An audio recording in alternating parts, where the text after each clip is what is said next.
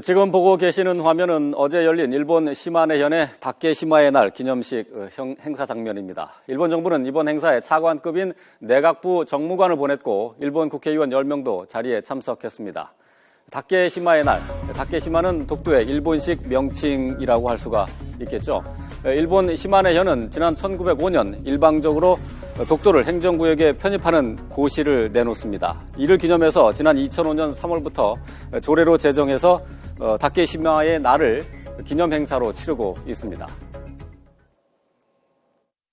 竹島の日を制定しました。2月22日は竹島の日。竹島は日本固有の領土です。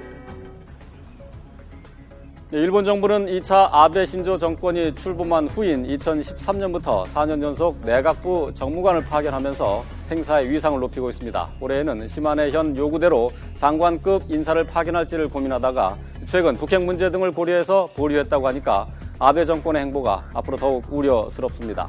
일본에서는 이런 게임도 공개가 됐습니다. 다케시마 탈환이라는 것이 게임의 이름인데요. 일본의 미소녀 무리들이 독도에 자리한 리쇼반 대왕의 부활을 제압하는 내용입니다.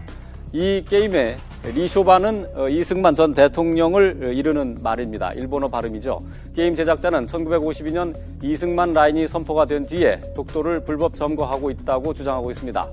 게임 안에는 한국이 독도에서 일본인 3,000명을 억류했다는 등 황당한 이야기들이 마치 사실인 것처럼 등장합니다. 이런 일본의 행태들에 대해서 우리 정부는 주한일본 대사관 총괄 공사를 불러서 강하게 항의했습니다. 하지만 북한의 이딴 도발로 일본과의 안보 협력이 중요해진 상황에서 역사 도발에 대한 분리 대응이 어려워지는 것 아니냐 하는 우려도 나오고 있는데요. 이 소식 김희준 기자가 자세히 전해드립니다. 스즈키 히데오 주한일본 대사관 총괄공사가 굳은 표정으로 외교부 청사로 들어섭니다. 주한일본 대사관 관계자가 초치된 것은 방위백서에서 독도 영유권을 주장한 지난해 7월 이후 처음입니다. 외교부는 일본 정부가 시마네현 다케시마의 날 행사에 차관급 인사를 4년째 파견한 것에 엄중 항의하고 독도 도발 중단을 촉구했습니다. 우리 고유의 영토인 독도에 대하여 일본 정부가 일체의 도발을 즉각 중단하고 일본 제국주의 침탈의 역사를 겸허히 직시하는 모습을 보여줄 것을 강력히 촉구한다. 대변인 성명에서는 위안부 피해자 문제 합의 이후에도 계속되는 일본의 도발에 유감을 표하면서 재발 방지를 촉구했습니다. 하지만 다음 달 교과서 검정 결과 발표와 4월 야스쿠니 신사 봄제사 등 일본의 역사 수정주의 행보는 예상된 수준입니다.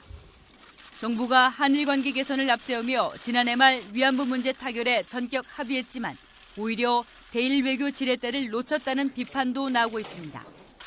더욱이 북한의 핵과 미사일 위협으로 일본과의 안보 협력이 더욱 중요해진 가운데 역사 도발에 대한 분리 대응은 어려워질 수 있다는 우려도 제기되고 있습니다. YTN 김희준입니다.